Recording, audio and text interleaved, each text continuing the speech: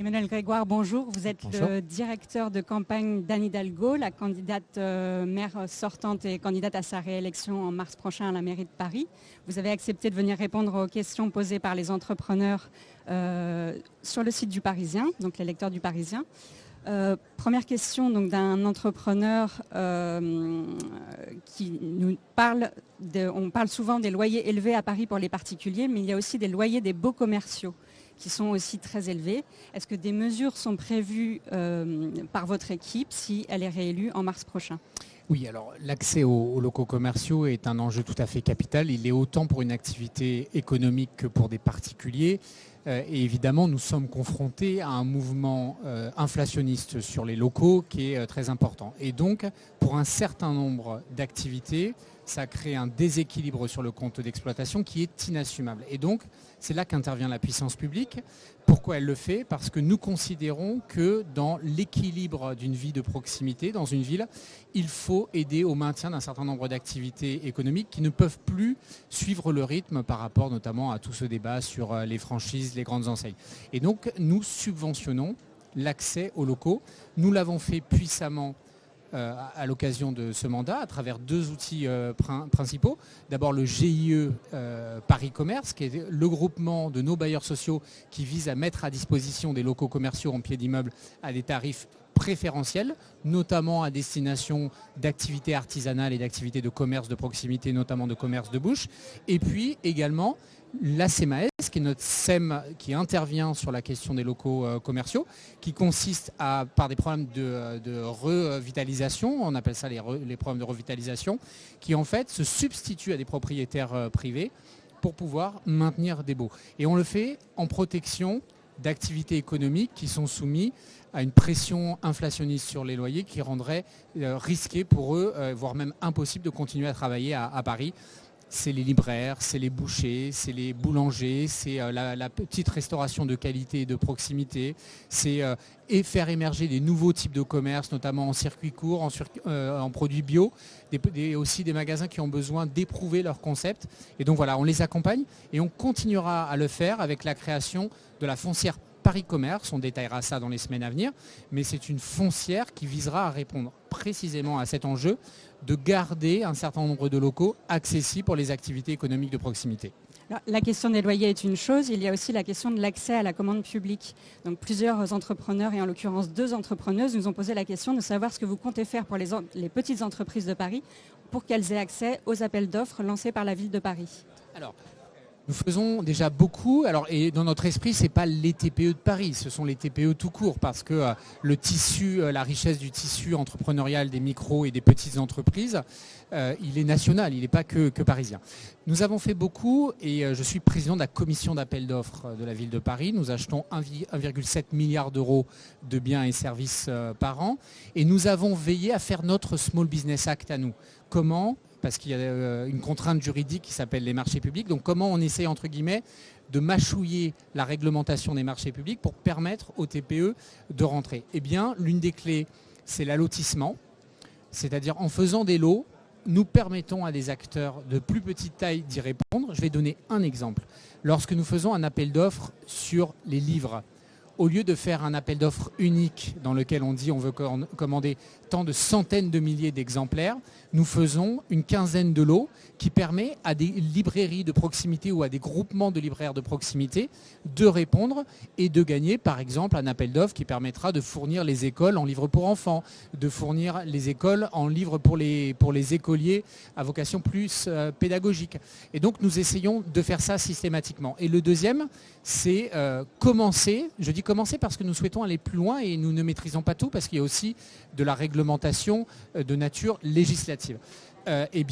Nous, avec les critères environnementaux, avec les critères sociaux que nous introduisons dans les cahiers des charges des appels d'offres, nous essayons de favoriser plusieurs typologies d'entreprises. Les entreprises qui sont des partenaires de l'insertion, les entreprises qui font du produit, de la production locale, etc.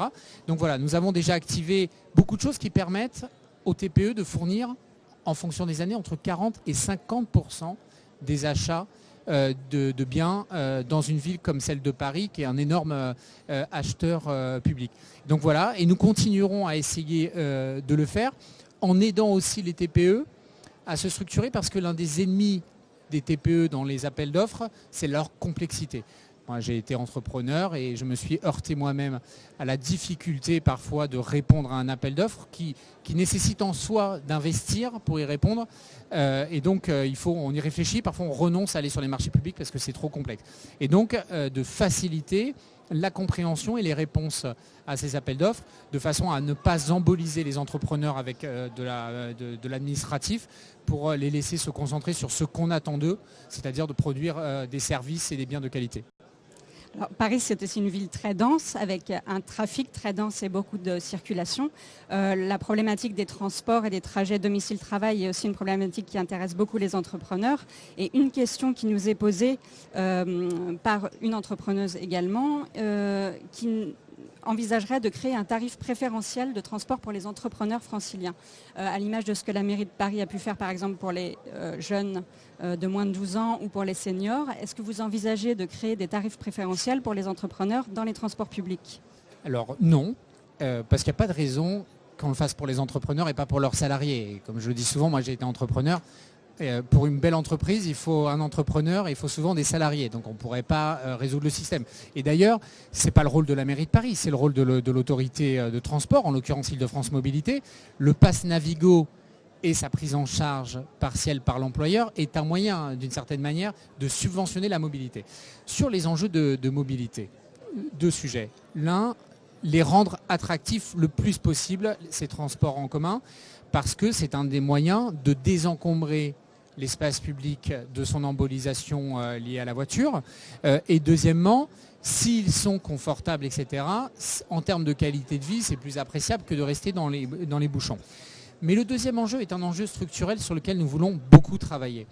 Parce que c'est un enjeu vraiment important pour le développement économique de notre métropole. C'est la question de la cohabitation intelligente entre les lieux d'habitation et les lieux d'emploi. Tant que nous vivons dans une métropole où on crée toute la richesse et les emplois à un endroit et l'habitation à un autre endroit, c'est peut-être un peu simpliste, mais enfin on voit bien que c'est une tendance structurelle lourde des grandes agglomérations et en particulier la nôtre, eh bien nous aggravons les problèmes de mobilité. Et donc l'un des grands enjeux, et peut-être d'ailleurs va-t-il être au cœur de cette campagne municipale, c'est la question du rééquilibrage territorial à l'échelle de Paris, mais aussi à l'échelle de la métropole tout entière, entre les pôles d'emploi et les pôles d'habitat. Et donc c'est l'une des raisons pour lesquelles, avec Anne Hidalgo, et nous nous sentons parfois un peu seuls, nous disons qu'il faut continuer à construire à certains endroits dans Paris et à construire de façon équilibrée des quartiers dans lesquels il y a une mixité d'usages, des logements, des services publics et de l'emploi. Si on continue à mettre tous les emplois à la Défense et dans l'Ouest parisien, et beaucoup des salariés qui contribuent à la richesse habitant à l'Est, en petite, voire même souvent en grande couronne, eh bien nous allons aggraver les problèmes de mobilité. La solution, ce n'est pas que d'accélérer entre guillemets les mobilités et les infrastructures de transport, c'est aussi de travailler à rapprocher l'habitation de son lieu de travail. Et il y a plein de choses qui y concourent, on l'a vu, y compris c'est un des effets qu'on a vu de la grève, c'est de développer les alternatives à ces déplacements pendulaires forcés, subis d'une certaine manière. C'est le télétravail, c'est les tiers-lieux collaboratifs de travail dans lequel des entreprises s'entendent pour créer un pôle d'emploi et un pôle d'accueil de leurs salariés mutualisés qui est lié à leur lieu d'habitation et pas au siège de l'entreprise où ils sont censés travailler. Et donc c'est des choses sur lesquelles nous souhaitons travailler avec les acteurs économiques, avec le gouvernement, avec la région Île-de-France. Et je suis convaincu que dans cette grande période d'innovation que nous vivons, nous allons révolutionner les modes de travail et ça passera aussi par la révolution des mobilités. Et la ville peut intervenir sur le développement des tiers-lieux, des centres de coworking? Alors absolument. D'abord, on le fait déjà largement parce que nous aidons les acteurs, qu'ils soient publics, parapublics ou privés, qui veulent développer des tiers-lieux de coworking. Pour deux raisons. Il y a effectivement cette idée du travail à distance, mais il y a aussi cette idée que ces espaces de coworking sont devenus des incubateurs ou des accélérateurs assez naturels de la création de l'entrepreneuriat. C'est toujours autour du concept de sérendipité, de tiers-lieux d'innovation, etc. Et donc nous soutenons ça de façon extrêmement active.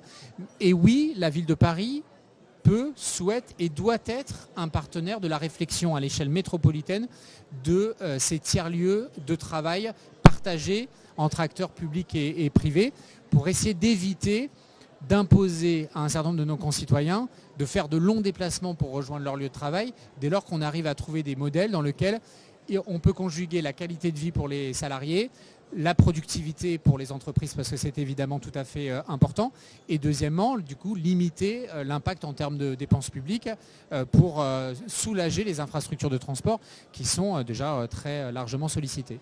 Une dernière question, Emmanuel Grégoire. Si vous aviez une seule mesure forte à annoncer aujourd'hui à l'attention des entrepreneurs, quelle serait cette mesure ? Alors, la mesure forte, et on la détaillera, c'est la foncière Paris Commerce. Nous allons vraiment augmenter le niveau d'investissement et d'implication de cette foncière à vocation d'accompagnement des commerçants, des artisans, mais aussi des entreprises avec des acteurs bien connus de l'écosystème, Paris & Co, etc.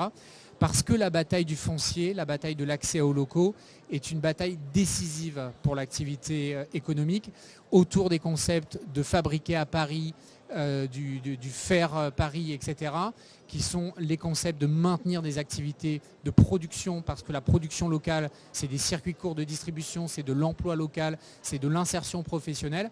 Et donc la foncière va être un outil qui va monter en puissance, en accompagnement des entrepreneurs, pour leur permettre de s'installer, de se développer et de grandir à Paris. Et ça ne veut pas dire qu'on va tous les garder, parce que dans la trajectoire immobilière d'une entreprise, si elle grandit tellement qu'elle doit sortir de Paris pour accueillir tous ses salariés, c'est une excellente nouvelle. C'est une excellente nouvelle pour la ville qui l'accueille. C'est une excellente nouvelle pour Paris parce que ça veut dire qu'on crée de la richesse pour l'agglomération. Il n'y a pas d'égoïsme en la matière de Paris. L'idée, c'est que nous, on est le lieu d'incubation, le lieu d'amorçage, le lieu où on grandit, le lieu où on s'épanouit. Et après, que les entreprises volent de leurs propres ailes et qu'elles le fassent où elles veulent sur le territoire, ce sera une bonne nouvelle pour tous. Merci Emmanuel Grégoire. Merci à vous.